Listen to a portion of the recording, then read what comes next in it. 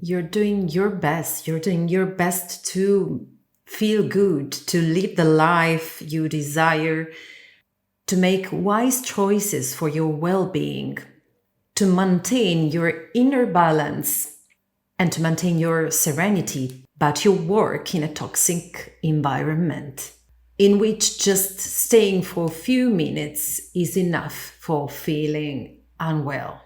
The truth is that we are not monades, we are not islands, and not everything that happens to us is under our control. What I teach in Aphroditic philosophy and spirituality is that we can control just a part of what happens to us. We can control our choices. Somehow we can control our thoughts, our actions and reactions, but it always exists a percentage of variability that does not depend on us. And so, how can I live well if I work in a toxic environment? Hi, I am Maya Vassallo di Florio. In this space, I answer the most common questions about personal blooming and empowerment. Touching philosophical, spiritual, cultural, and social themes, I support you in making the difference in the world. I'm here to guide you blooming in the marvelous creature you are, one petal at a time.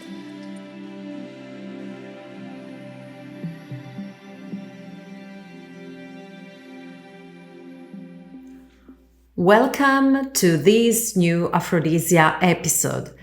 Today's episode is born from Francesca's question, which is a very hot topic because a lot of people asks me that question because we live a lot under pressure and not every work environment is idyllic. Indeed, sometimes it's really toxic. So Francesca asked me, how can I preserve my well-being while I live and work in a toxic environment?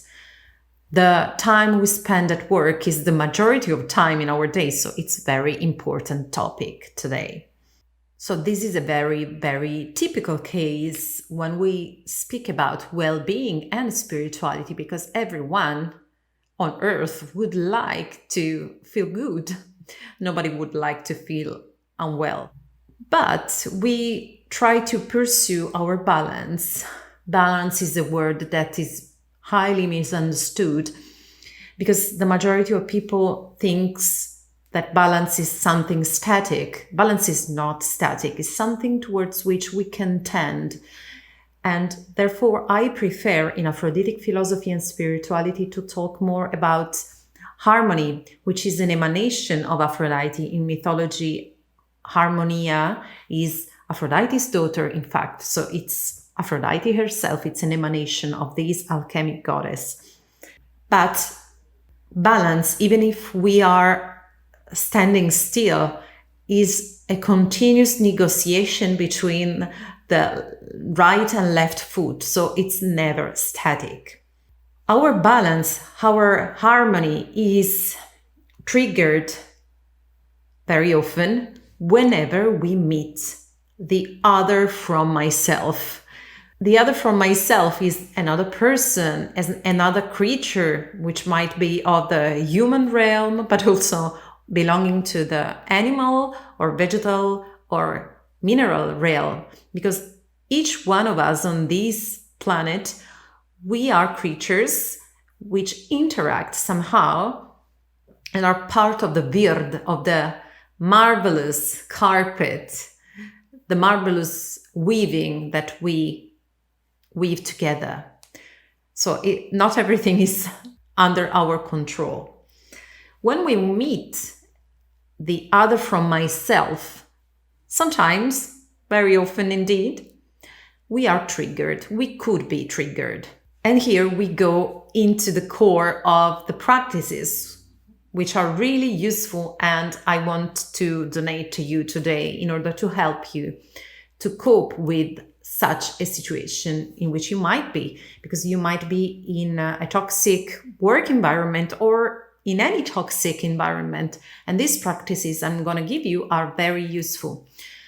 But before I get into the core of today's episode, I would like to remind you that I will speak more about these with more precious, valuable free contents in the workshop, free online workshop, Transform Yourself into a Jewel, which I will hold on the 7th of February at Italian 9 p.m. And you will find in the description of this episode the link to subscribe. And you will also have the chance to save the event in your calendar according to the time it will be in your country. So don't miss this amazing opportunity, because in this workshop I put the best of the best to change your life for the better and forever and make this 2023 your year. You really deserve it. Said that, what happens when we feel triggered? If you feel triggered, you can have two options. The first thing to do is to distinguish between what is mine and what belongs to the other person. If I notice that the other person didn't do anything really, really extravagant and it's my personal wound, how do I know that? Thanks to psychological paths, for example, spiritual or personal growth paths, or if you choose to do private sessions with me or courses with me, you will do a lot of introspection and understand if it's yours, if it's your stuff. So if it's your stuff, you can adopt the option of considering it as a great opportunity for what? For your growth, for your personal and spiritual growth, for your evolution, for your healing. Because if it triggers, it means there's something that hurts there that needs to be healed. And it can be also a good occasion for confronting with the other person and for mutual enrichment. So it's something that we human beings should love and not avoid, because it can be a path of evolution. And I use many methods with my students in private sessions or in group courses.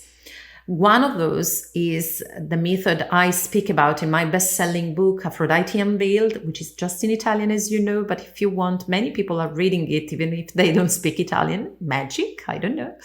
But they're reading it, so I will put in the description the link to order my book if you live out of Italy.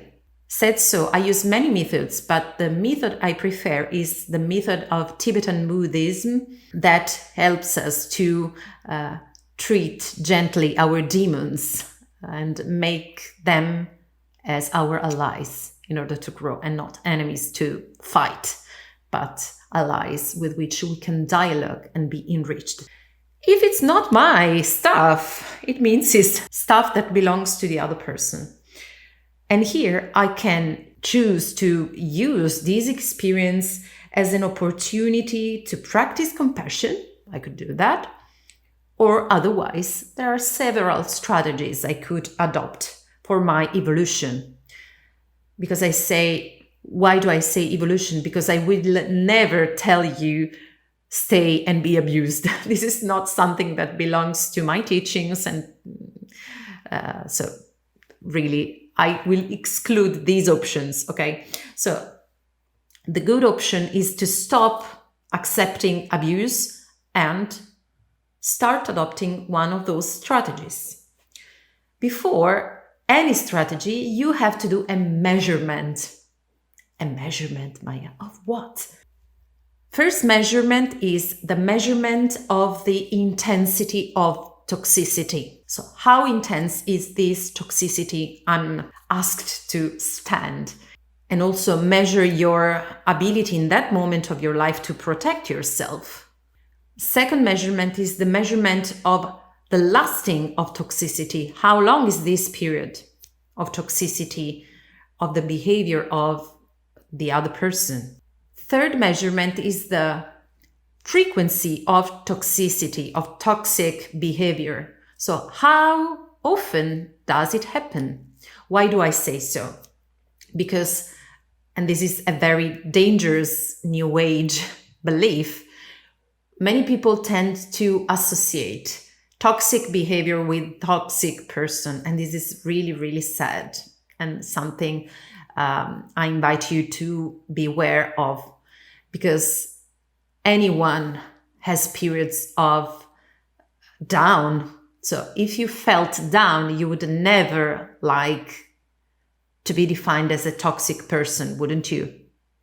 So the other person also would never love to be treated like that, as a toxic person. Maybe it's just a period of stress, of unhappiness, of depression they're undergoing. So in this case, you could use compassion, measure how much can you stand, how long can you stand that toxic moment, help for what you can, and from what you cannot, we will see in a while what to do. But if in other cases it's a person with which you cannot cope, it's a person with which you don't want to interact at all, then this is another thing we have to consider, and we will see in a while. So once you have considered this measurement of toxicity, so I recap: the intensity of toxicity, the lasting of toxicity, how long is the period, and the frequency, how often the toxic behavior happens, you can start with the phase of pondering. So I could say to adopt a strategy, attack or run, but it's not exactly what I want to say. So how do? You can ponder two things. One is to ponder how to put safe boundaries and hold safe boundaries. And there are several strategies here you can adopt.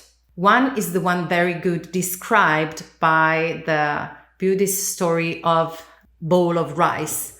If somebody gives you a bowl of rice and you say, no, thank you, the bowl of rice remains to the person that offers it.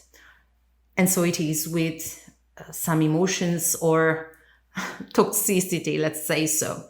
So if you feel centered enough in yourself, you can just adopt an attitude so that the person can behave any way you won't be touched. This is something you can do, but not forever, because we cannot shield ourselves forever. Another strategy is that of using assertive behavior and words. So not aggressive, but saying, no, I won't accept that. You cannot do that. So it's not an aggressive behavior. It's just standing for your rights and say, I won't accept that treatment. Please, thank you. Respect me. So this is an assertive behavior, and it takes a long time to get to the real meaning of assertivity, but as long as you practice it, you will get it. Or another strategy is the limitation of interaction in terms of time, the length of time, or in frequency. So reduce the moments of interaction, reduce the time and reduce the moments, especially when you feel the person is in that mood. Or otherwise, you can opt and always try, I think, if you feel there is any little chance, always try with a healthy communication, with non-violent empathic communication. Sometimes miracles happen, believe me. Second, pondering. If no one of these strategies worked, then consider to change your job.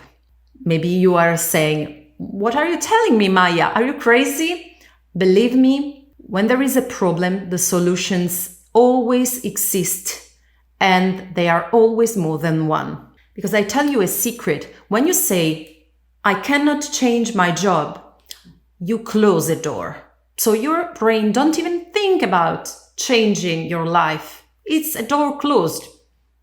Finished. Well, when you ask a question like this, that I suggest you to use instead, something will change. The question is, how can I find a job in which I can feel serene and realized?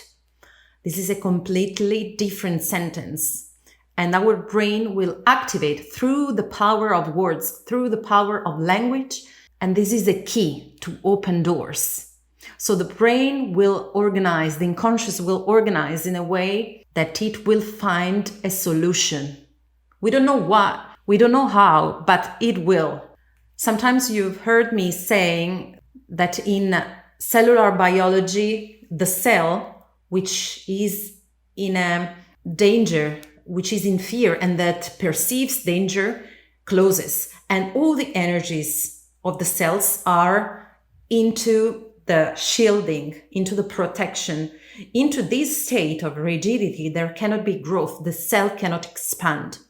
Well, when we feel at peace, when we feel relaxed, the cell will be able to expand. With this, I'm quoting the cellular biologist Bruce Lipton. But I did this metaphor, I offered you this metaphor because this is exactly what happens with personal and spiritual growth. That cannot be growth if we are contracted and in fear, anxiety, and alert. We need to be in an open state.